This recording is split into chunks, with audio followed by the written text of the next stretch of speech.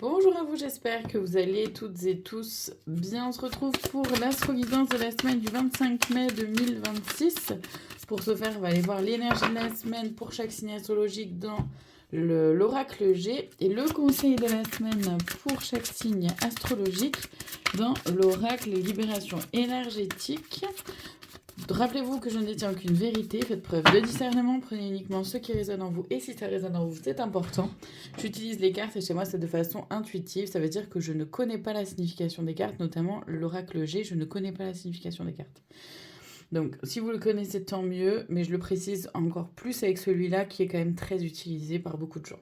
Allez, on commence cette semaine avec les vierges. Ça parle de paperasse, ça. Et comme conseil, estime de soi. Ok. Ok. Les vierges, pour vous cette semaine, il y a du tri à faire, il y a une sélection à faire, il y a certainement aussi à se mettre à jour au niveau de la paperasse, des papiers, de l'administratif en tout cas. Et le conseil, c'est de faire tout ça en vous valorisant. C'est-à-dire que c'est de faire tout ça sans vous dévaloriser, d'accord, en ayant vraiment confiance en vous, en faisant grandir l'estime de vous et vos capacités. Les taureaux, nous avons le chemin pour vous et comme conseil environnement extérieur nocif.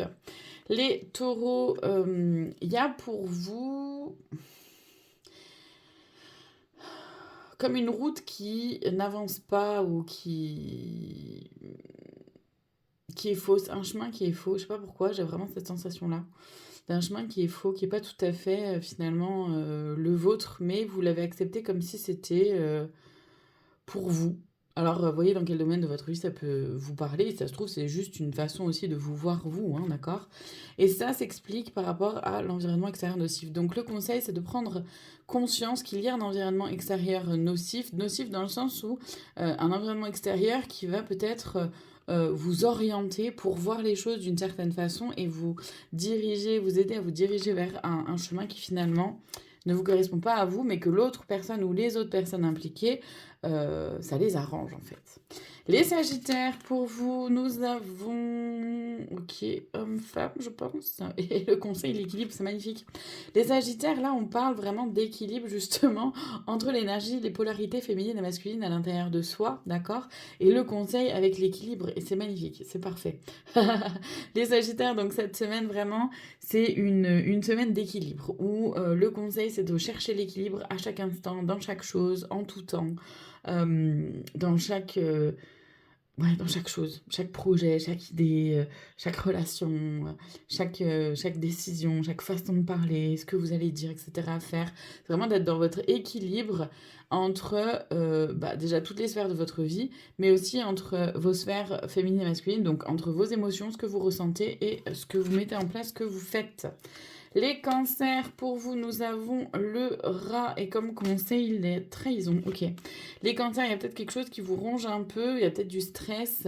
Le conseil, il est en lien avec de la trahison ou c'est peut-être un entourage qui vous stresse par rapport à quelque chose ou alors un événement, une situation. Ça peut être en lien avec du travail, peu importe. Vous voyez dans quel domaine de votre vie ça peut vous parler.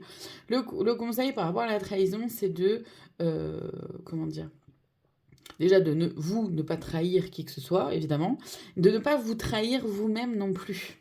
C'est-à-dire que attention à ce que la personne qui vous mette le couteau dans le dos, ce soit pas vous, justement. De se trahir soi-même, de trahir soi-même ses propres valeurs, etc.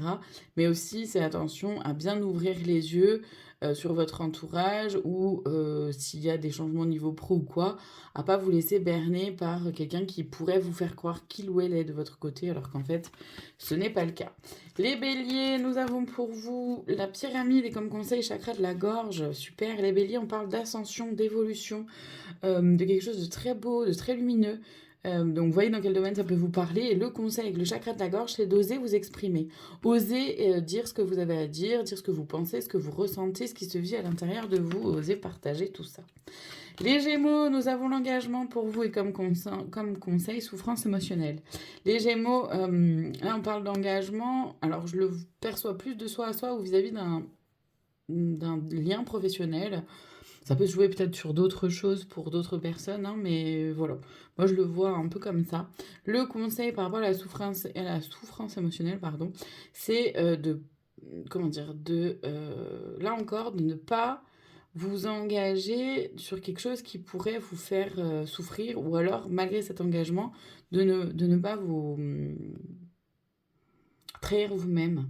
Le conseil aussi, c'est de vraiment prendre conscience de vos émotions, de ce qui se vit à l'intérieur de vous. Il y a peut-être des choses, vous voyez, à dégager ou à atténuer pour aller pleinement vers un engagement quel qu'il soit. Les Verseaux, nous avons le chemin pour vous, la direction et comme conseil, dispersion d'énergie. Les Verseaux, donc il y a un choix à faire, un chemin à prendre, une direction. Le conseil, c'est attention de ne pas disperser votre attention et donc de ne pas vous disperser non plus dans vos énergies, puisqu'il y a plusieurs possibilités. Peut-être que vous avez peut-être du mal à faire un choix, à prendre une décision, et ça crée une dispersion d'énergie, et donc vous perdez du temps, vous perdez de l'énergie, et forcément ça accentue de la fatigue. Les lions, nous avons un cadeau pour vous et le conseil dépendance affective. Les lions, donc il y a quelque chose qui arrive cette semaine, un cadeau, quelque chose de chouette, positif. Ça peut être aussi un cadeau, un espèce de faux cadeau de l'univers, c'est-à-dire quelque chose qui pourrait sembler négatif de prime abord, mais en fait qui est très positif. Et ça va vous permettre de prendre conscience de la dépendance affective qui se joue à l'intérieur de vous, en vous, avec certaines personnes ou avec une personne en particulier. Les Capricornes, nous avons... Alors je sais qu'elles ont une signification à l'envers pour l'oracle G, mais je l'ai pas. Et le conseil, c'est l'harmonie. Donc là, en fait, c'est une énergie Capricorne. C'est une énergie féminine. Là, je ressens une énergie féminine plutôt mûre, sans être non plus d'une grande sagesse. Je sais pas comment dire ça autrement. Je sais pas comment dire autrement. Mais je le ressens comme quelque chose d'un peu négatif. C'est peut-être pour ça que ça s'est tourné comme ça, d'ailleurs. Je le ressens comme quelque chose de pas hyper positif. C'est-à-dire qu'il y a peut-être une énergie féminine autour de vous qui essaye de vous manipuler ou de faire en sorte que vous soyez tel que cette personne-là aimerait que vous soyez. Le conseil, c'est d'aller vers de l'harmonie, vers quelque chose qui fait sens pour vous et qui vous harmonise, vous surtout. Les balances, là pour le coup, donc c'est l'enfant et le conseil, c'est le renouveau énergétique. Franchement, là c'est chouette, les balances, c'est une énergie très puérile, très candide. Ça veut pas dire que vous êtes des enfants, ça veut pas dire que vous êtes puéril et pas du tout, pas réfléchi, c'est pas ça. Mais ça veut dire que vous êtes plus dans une énergie où, ok, on profite de la vie, c'est plus léger, c'est plus doux, on fonctionne un peu plus avec son instinct, un peu moins avec trop de pensées, etc. Et du coup, ça apporte beaucoup de légèreté. C'est quelque chose de vraiment chouette et ça vous apporte du coup un renouveau énergétique. En tout cas, le conseil, il est là-dedans, c'est-à-dire de se servir, d'utiliser cette énergie-là qui pourrait pointer le bout de nez dans la semaine pour vous, pour aller vers ce renouveau énergétique, vers ce renouveau à l'intérieur de soi qui est vraiment, vraiment chouette et qui vous apporte beaucoup de douceur et beaucoup de légèreté. Les scorpions, nous avons, ok, la croix pour vous et comme conseil, transformation énergétique. Les scorpions, il y a là à couper avec des croyances, des fausses croyances et surtout aussi des douleurs, des souffrances, des blessures du passé. Le conseil, c'est d'aller vers une transformation énergétique, de vraiment transformer ça. Hein. Je n'ai pas d'autres mots.